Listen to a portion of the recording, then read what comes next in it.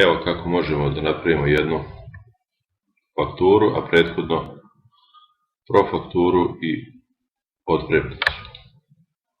Dođemo u kući ili već kako, možemo na prodaju. Iz prodaje treba da kažemo kome želimo da napravimo tu fakturu. Evo, mi ćemo napraviti Timkomu. To je, izaberemo neki artikal koji imate prethodno uneto u vašoj bazi artikala. Evo, izaberemo neki ovako. I možete uneti rabat ako želite, 10%. I posle toga, ako je to sve što treba, možete dodati dalje ili završiti. Ja ću ovdje sada završiti tu prodaju.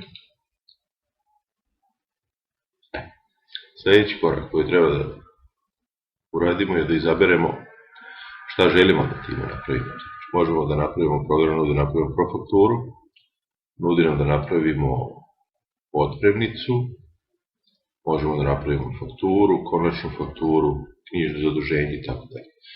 Mi, pošto idemo ka fakturi, recimo da treba da napravimo iz prvog puta profakturu, kliknemo to, kažemo dodaci i sada je nešto što šaljemo nekom kupcu da prihvati. Datum važenja ponude, znači ta profaktura treba da važi na primjer 7 dana, kliknemo 22.2. Ovdje imamo neki broj ugovora kojeg još nema, broj porudžbenice nismo došli dotle i možemo u suštini da završavamo. Neke dodatne stvari koje može da se dodaju ovdje, može da bude na primjer garancija, uslovi plaćanja itd. Snimimo taj tekst i možemo da pregledamo tu fakturu.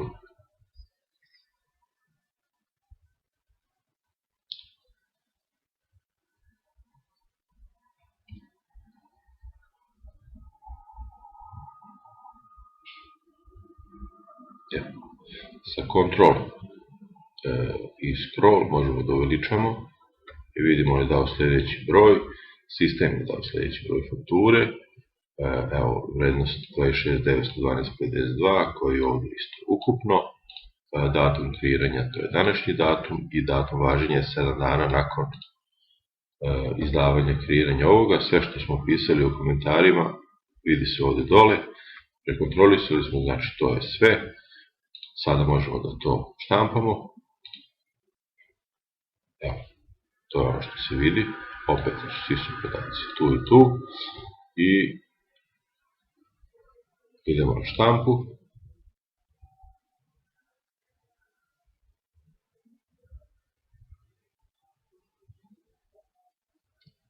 Ja ću snimiti kao PDF, možete tu, možete na neki štampač. Ja ću ga ovdje da mi ostane na disku i posle ću štampati po potrebi. Ovdje imam pripremljen jedan folder za to. Test. Evo, to je jedan predračun, jedna otpremnica, jedan račun. Evo, ovdje ćemo staviti. I to će nam biti predračun. Tako da, evo, ako sad pregledam da li je tu, evo, to je predračun sa tim brojem. Dalje, sada recimo da se kupac odlučio za kupovinu, vi trebate da napravite sljedeći korak i da mu izdate otpremnicu. Jer on će doći po tu robu, ili bar i kod nas tako, i tu otpremnicu treba da nam prilikom preuzimanja robe potpiše. Stavit ćemo, odemo u pregled, pronađemo profakturu 24 po kojoj je izvršio, recimo prihvatio i došao po tu robu. Da bismo profakturu prebacili u otpremnicu, idemo na zeleno, on ćemo ponovo editovati to što je prodato, evo ga, ali sada je ovo, želimo da napravimo otpremnicu. Kliknemo na otpremnicu, kažemo dodaci i sad kažemo kad je datum prometa, to će biti datum današnji ili neki drugi, datum slanja i tako dalje. Ništa naročito, broj eksterne fakture, broj ugovora, broj porudžbenice. Za broj porudžbenice mogu bi se smatrati da je to broj predračuna po kojem želi da kupi i obično ga ja uzmem odavde i uzmem to i iskopiram. Da se u otpremnici zna po kojoj je to profakturi išlo. Evo, to je to. I datum, obično PDV, datum promjene. PDV, znači sada imamo to, imamo neki opet duži tekst. Sad, mi u otpremnici u dužem tekstu, pošto se bavimo tehničkom robotom garancija, stavljamo nešto što se zove serial number i ovdje ga odskeniramo sa etikete samog uređaja. Snimimo, jer nam to povlači garanciju. I posle toga možemo da pregledamo tu otpremnicu.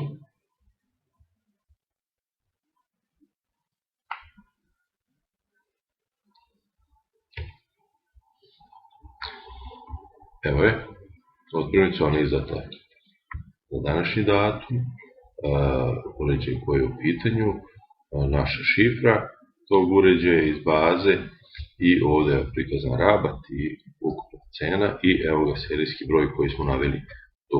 Saglasni smo s tim, idemo na štampu.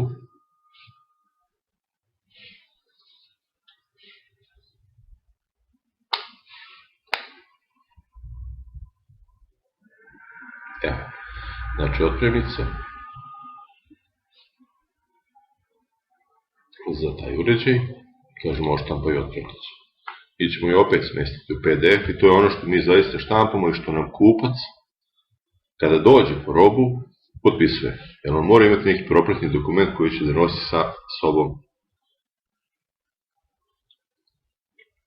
Evo, to je to. Ovdje je serijski broj, što je bitno, snimit ćemo to.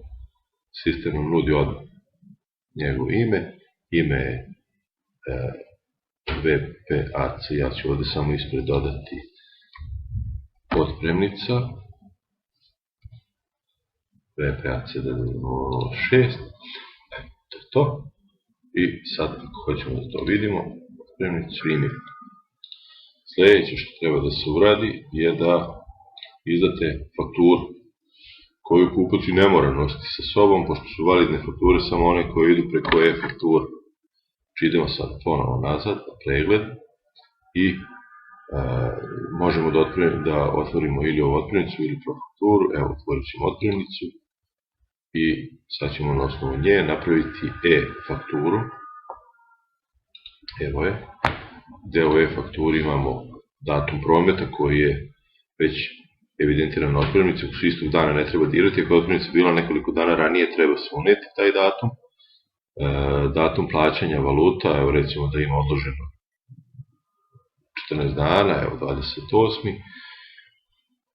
Broj ugovor, broj fakture, možemo ponovo da ovdje broj porudžbenice, da je to išlo na osnovu onog predračuna po kojem je rađen, a u dužem tekstu ja obično volim da stavim da je tu išlo po otpremnici nekoj i uzem tu otpremnicu da se zna po kojoj otpremnici je to odrađeno.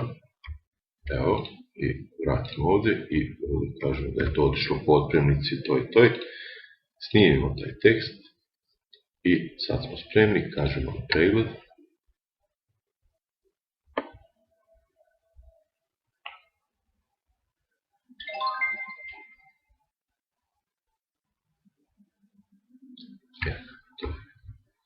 To je to, znači imamo da je datum kreiranja današnji, datum prometa isto, a valuta plaćanja za 2 nedelje, sve je rađeno u skladu sa predračunom koji je ovaj broj, a roba je izdata po otpremnici ovaj. To je nešto što je šire i što kod države je teško da upisati. I sada kad smo se uvjerili da je sve ispravno, kažemo snimi i pošalji e-fakturu. Ovog momenta je ona otišla na e-fakture, to vidite po ovom broju koji vam je dodelio sistem e-faktura i tu se nalazi sve ovo što i treba i kažemo sada štampaj. Mi ćemo sada tu taj račun da odštampamo i da stavimo tamo onaj folder gde su nam predračun i otpremnica. Evo, save as PDF.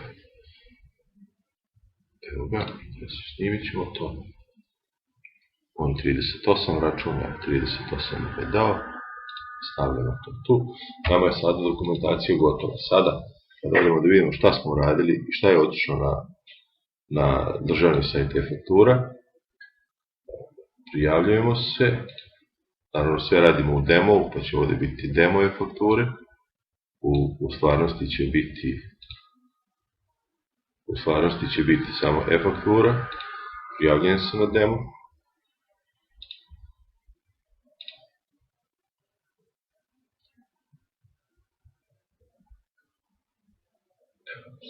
Idemo na prodaju, pošto mi vršili prodaju. Evo je faktura 38. Otvorimo je. I onda ovdje kaže preuzmi sve. Lakše se tako gleda i ovo sve što ćemo preuzeti. Stavit ćemo isto onaj folder tamo gdje smo stavili, evo, ovo sve drugo. To ćemo da snimimo. I sada kada otvorimo, folder.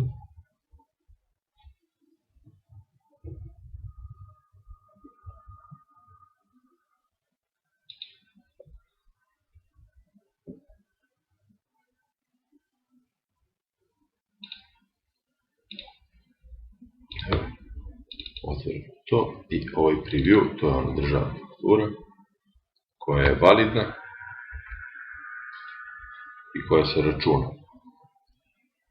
Broj koji smo mi dali, broj 38, predračun po kojem je rađeno, datum prometa dobara, onda datum kreiranja fakture isti kao datum prometa u ovom slučaju, ne mora da bude, datum dospeća nekih 2 nedelje nakon datuma prometa i iznos za uplatu.